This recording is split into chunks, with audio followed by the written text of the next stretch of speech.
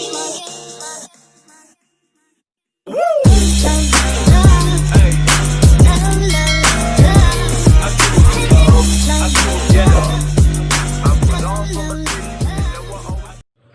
guys! So today I will discuss about the overview of microbiology. What is microbiology? Microbiology is simply the study of microorganisms. With micro means small and biology, it refers to the study of living things. Microbiology, also the study of all living organisms that are too small to be visible within the naked eye.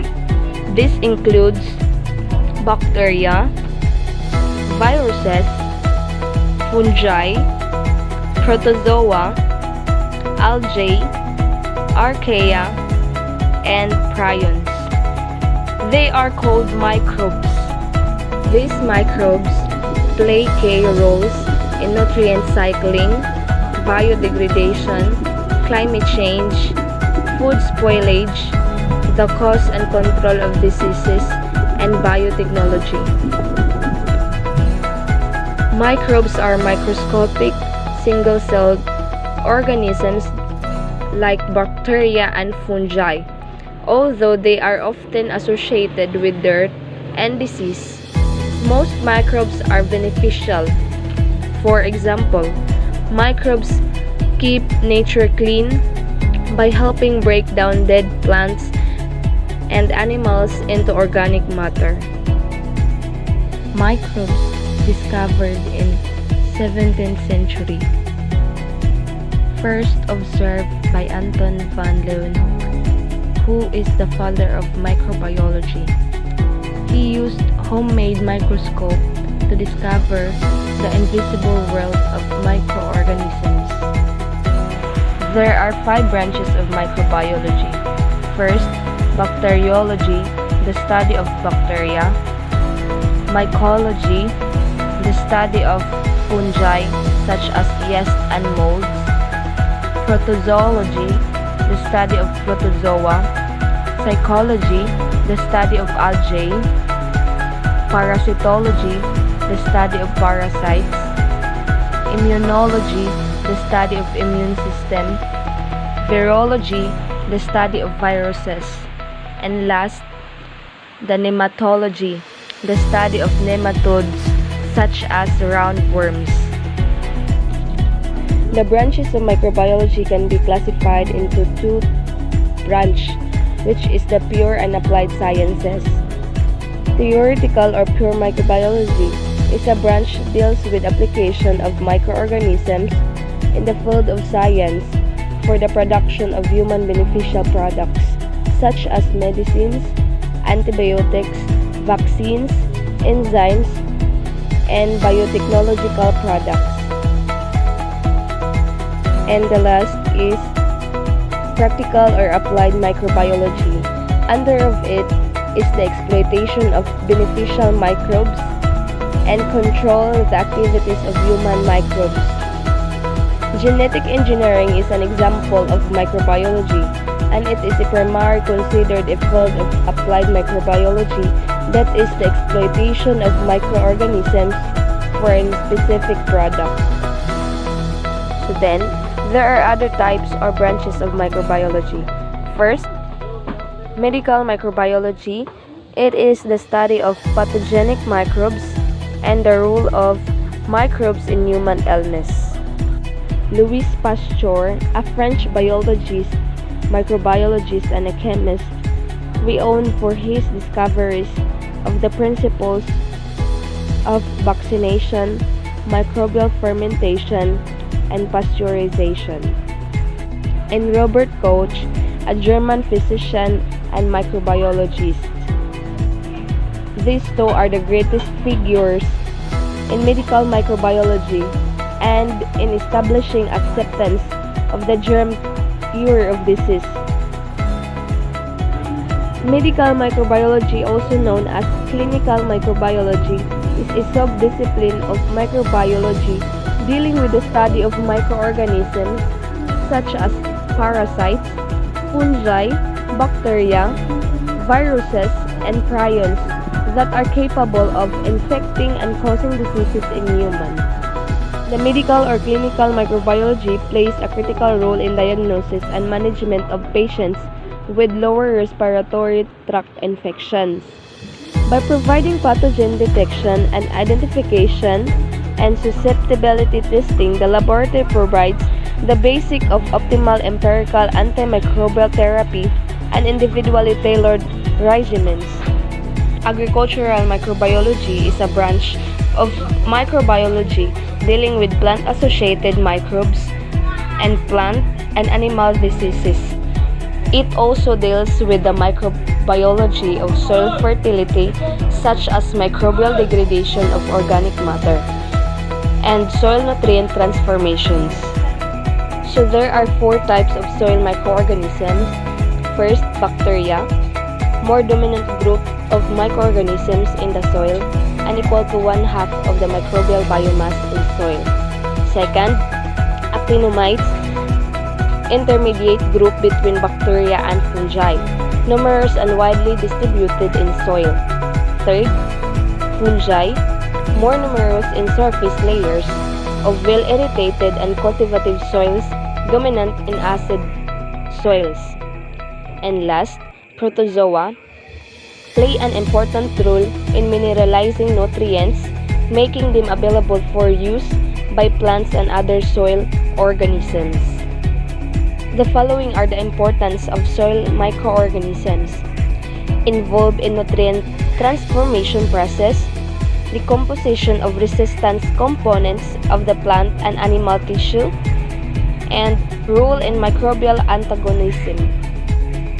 Also, this field can be classified into 4 subfields: plant microbiology and plant pathology, soil microbiology, veterinary microbiology, and environmental microbiology. So, what is plant microbiology and plant pathology? It is the interactions between microorganisms or the scientific study of diseases in plants caused by pathogens or infectious organisms, and environmental condition or physiological factors.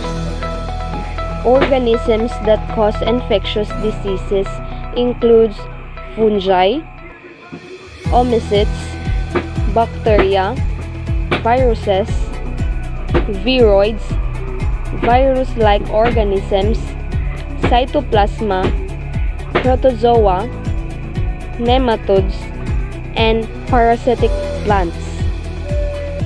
In addition, plant pathology also involves the study of pathogen identification, disease etiology, disease cycles, economic impact, plant disease epidemiology, plant disease resistance, how plant disease affects humans and animals, pathosystem genetics, and management of plant diseases. Next is industrial microbiology. It is a branch of biotechnology that applies microbial sciences to create industrial products in mass quantities, often using microbial cell factories. There are multiple ways to manipulate a microorganisms in order to increase maximum product yields. Another way to increase production is by gene amplification. This is done by the use of plasmids and vectors. So plasmids is a small extrachromosomal DNA molecule within a cell that is physically separated from chromosomal DNA and can replicate independently. And vectors, artificially constructed plasmids, may be used as vectors in gene engineering. These plasmids serve as important tools in genetics and biotechnology labs. The plasmids or vectors are used to incorporate multiple copies of a specific gene that would allow more enzymes to be produced that eventually cause more product yield. Plasmids can be classified into conjugative plasmids and non-conjugative plasmids. Non-conjugative contain a set of transfer genes which promote sexual conjugation between different cells. In conflict process of conjugation, plasmids may be transferred from one bacterium to another via 6 pili included by some of the transfer gene. And non-conjugative are incapable of initiating conjugation. Hence, they can be transferred only with the assistance of conjugative plasmids. Another way to classify plasmids is by function. There are 5 main classes. First, fertility F plasmids, which contain TRA genes. They are capable of conjugation and result in the expression of 6 pili. Second, resistance or R plasmids, which contain genes that provide resistance against antibiotics or poisons. Third, col plasmids, which contain genes that code for bacteriocins, proteins that can kill other bacteria. Third, degradative plasmids, which enable the digestion of unusual substance like toluene and salicylic acid. And last, virulent plasmids, which turn the bacterium into a pathogen. In addition, numerous microorganisms are used within industrial microbiology. This includes naturally occurring organisms, laboratory-selected mutants, or even genetically modified organisms or GMOs.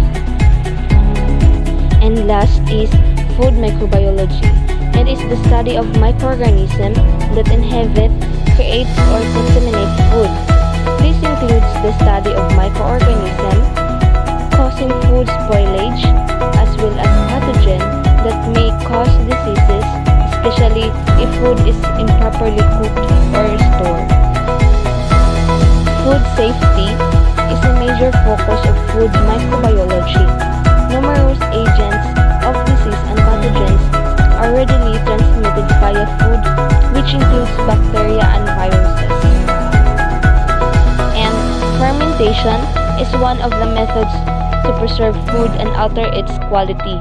Certain bacteria, including lactic acid bacteria, are used to make yogurt, cheese, hot sauce, pickles, fermented sausage, and dishes such as kimchi.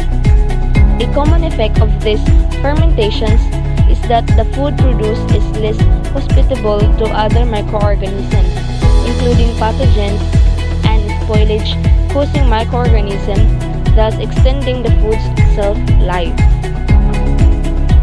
Several microbial produced biopolymers are used in the food industry. First is arginate, can be used as thickening agents, and polyglutamic acid, produced by various strains of Bacillus, has potential applications as a thickener in the food industry. And last is food tasting. To ensure safety of food products, microbiological tests such as tasting for pathogen and spoilage organisms are required. And that's it.